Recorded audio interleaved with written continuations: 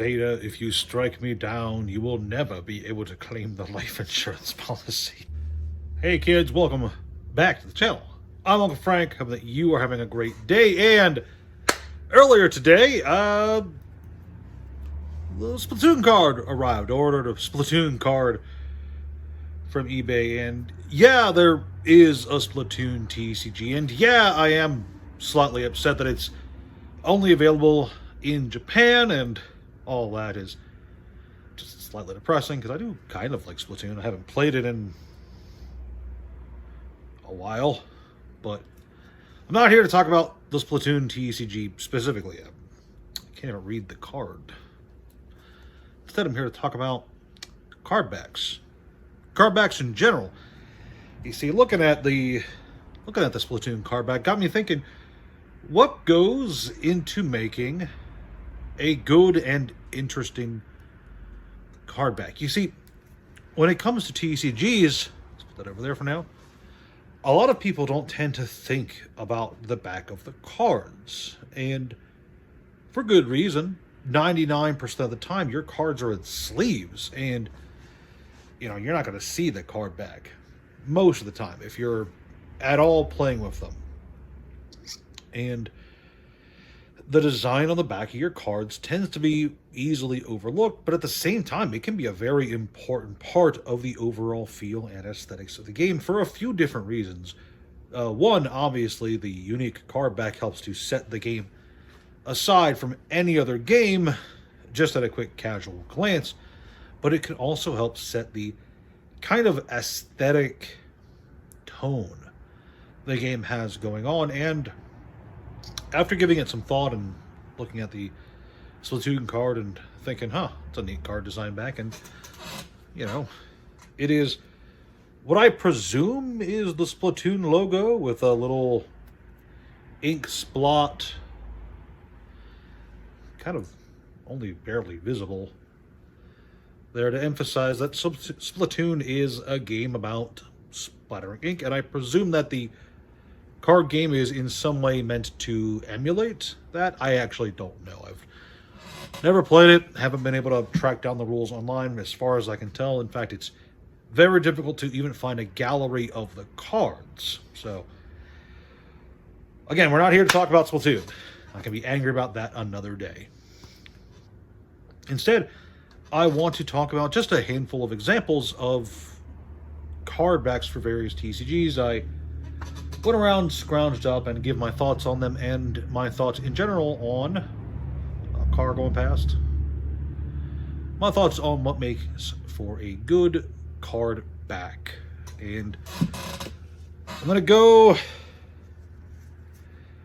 Let's cover the big three first. Do I not have a magic card in this pile? I don't have a magic card in this pile? Hang on. There's got to be a magic card in here somewhere.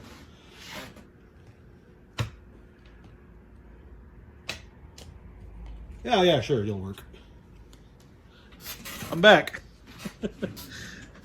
I forgot to grab a magic card for... I got a little stack of cards here, and I forgot to grab a magic card. So,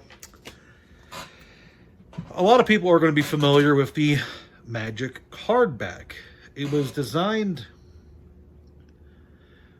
way back when, and I could point out neat little details like how there is little splotch of purple ink there in the Deckmaster logo, and Deckmaster and its associated IP is something we should talk about in another video, because that's kind of a failed TCG concept, sort of, kind of, not really.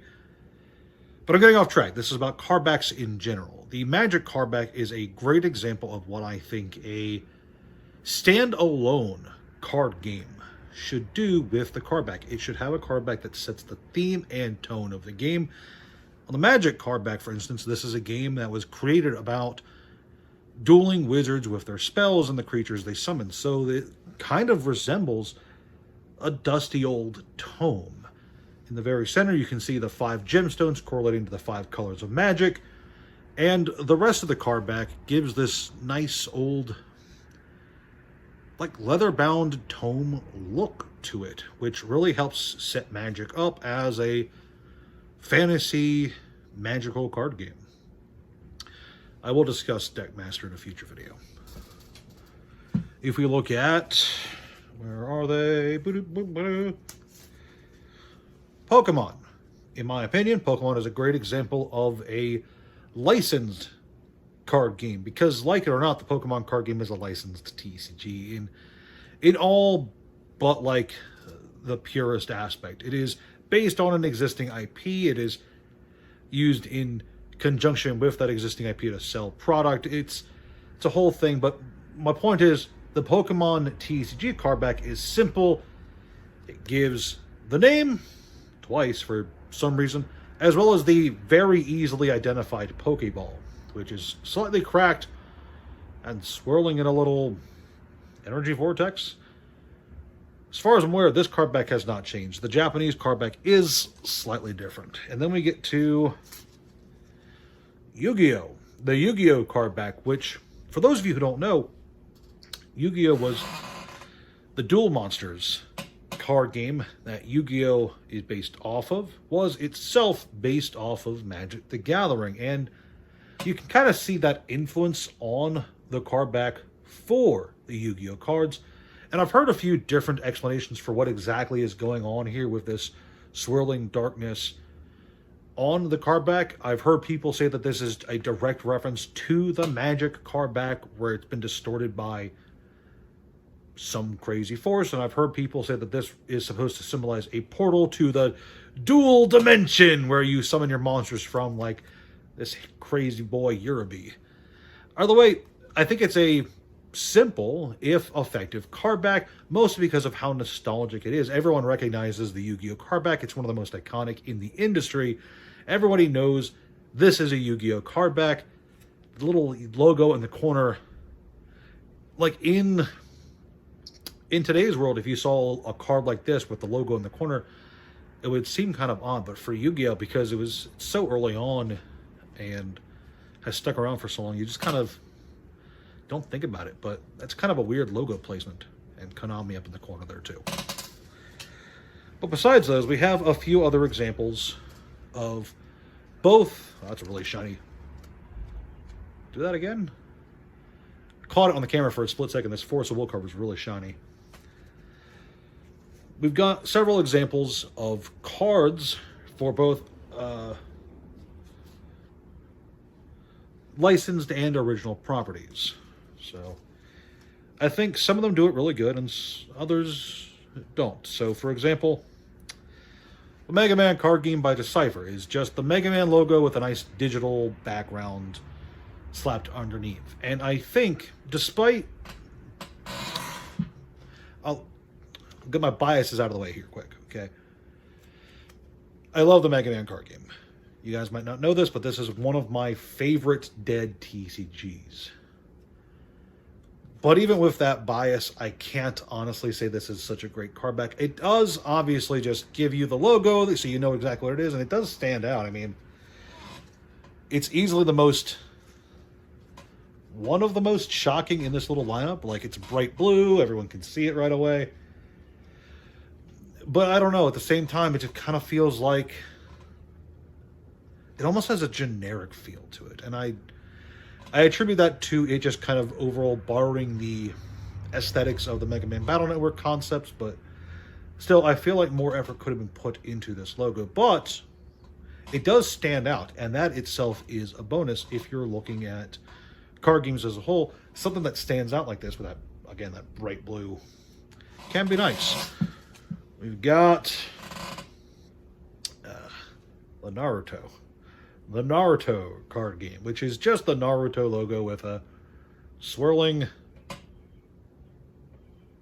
burning motif. I'm not entirely sure what to call that, but it's a really weird card back. It's got borders to it too. You can kind of make out.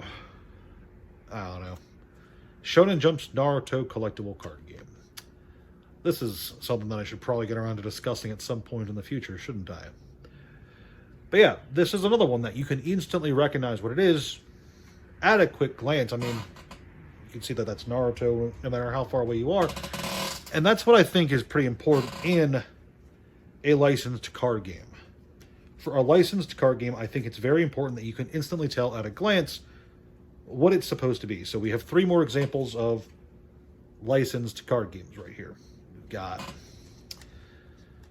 Dot Hack Enemy, which it's just the Dot Hack overall general aesthetic with the little hexagons. I think those are hexagons. I might be wrong. But it's got the overall look and feel of a Dot Hack background that you'd see in an early 2000s screensaver. The weird orange is kind of off-putting, but overall, if you're a fan of Dot Hack, this stands out to you immediately as something that's worth at least taking a look at. We've got a really bad example in Dragon Booster, where it's just the show logo on a card back, which I've talked about the Dragon Booster and card game, and it's just not that great.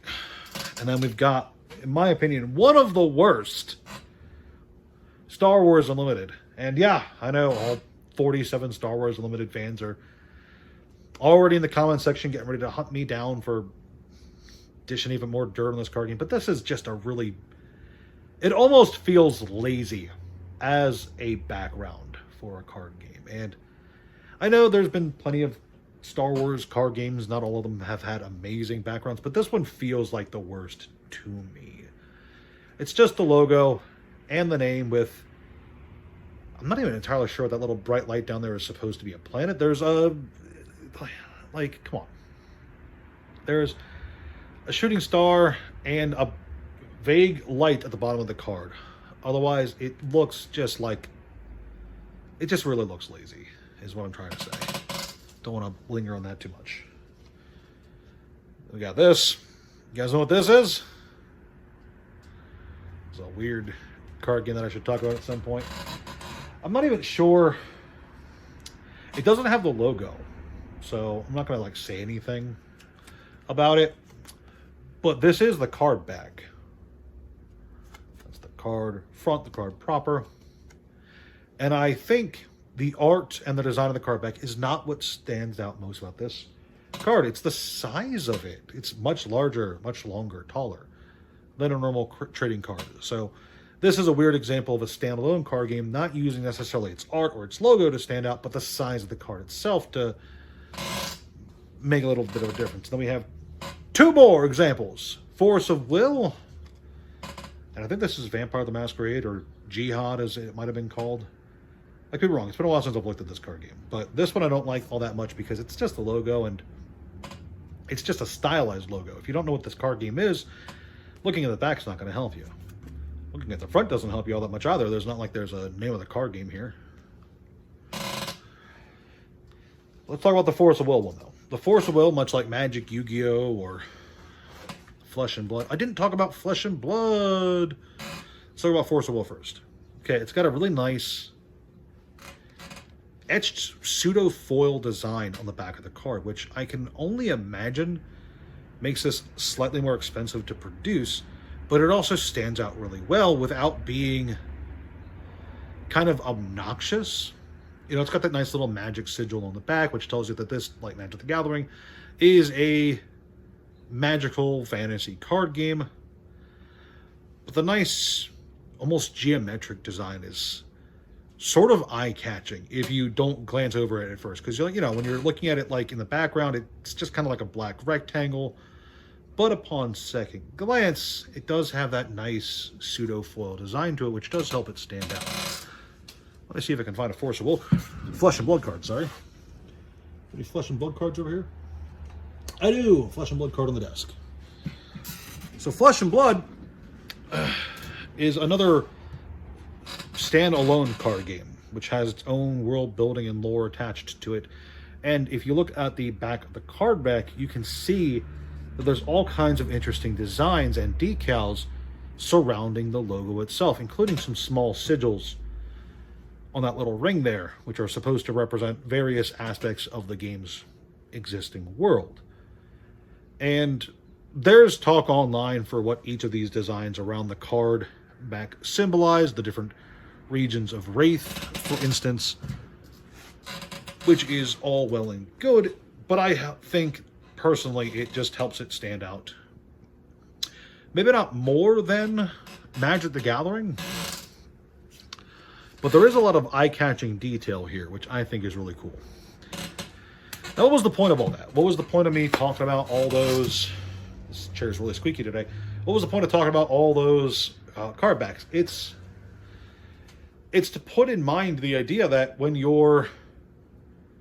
Even when you're not really thinking about it, a lot of thought does go by other people into the overall design of the cards you're playing with. Not just the front cards, not just the mechanics, the art, the specific rules on the cards you're playing, but the back of the card too, to help them stand out and to help differentiate different games, even at a casual glance, amongst a pile. You know, doesn't matter if you're going through them, looking at the front or through the back, you can easily tell what game it's from on both ends, thanks in part to some nice card design on behalf of the companies that make them. And, you know, as you saw with that little pile of just a small selection I've got, you know, there are both good and bad TCG card back designs. And then there's some really standout ones. I really, look, it's hard to say that Magic the Gathering doesn't have one of the most iconic card backs in the entire ecosystem, the entire genre, just because not only did it come first, but it did it really well with a Magic tome style to it. Yu-Gi-Oh! Did it really good because it's become one of the most iconic card backs in TCG history. But, you know, when you're thinking about it, people tend to, when they're going through the thought process of designing their own TCGs, you're going to see people online who've barely given any thought to what the card back should look like. And I think a card back should do two things. One, it should be eye-catching.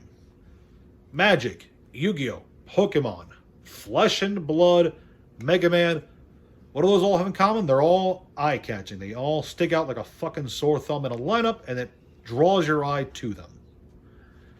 The other thing it should do, it should tell you right away, just by looking at it, what the card game is. The Pokemon card game has the Pokemon logo twice. The Magic has Magic right there in the big, bold blue letters. Flesh and Blood, dead center, there's the logo. Yu-Gi-Oh! Kind of gets a feeling grade if you're not familiar with the Yu-Gi-Oh! Card back. You'd have to kind of look in the corner to see the logo. And even then, the big red Japanese letters are kind of more eye-catching than the English words in front of them. But I digress. You know, I believe a card back should do two things. It should stick out and should tell you what the game is. And those are the big important ones. And if a card back can do both of those things at once, I consider it a passing grade. And for the most part, most TCG card backs will have a passing grade. So that's all I really wanted to talk about today. It was just, again, inspired by pick up a little Splatoon card and thinking, oh, that's neat. I wonder if I should make a video about that. So that's all I've got for you kids today. If you enjoyed this little conversation, let me know in the comment section below. But leave it a like, share, and subscribe to the channel. I will see you guys in the next video. Ciao.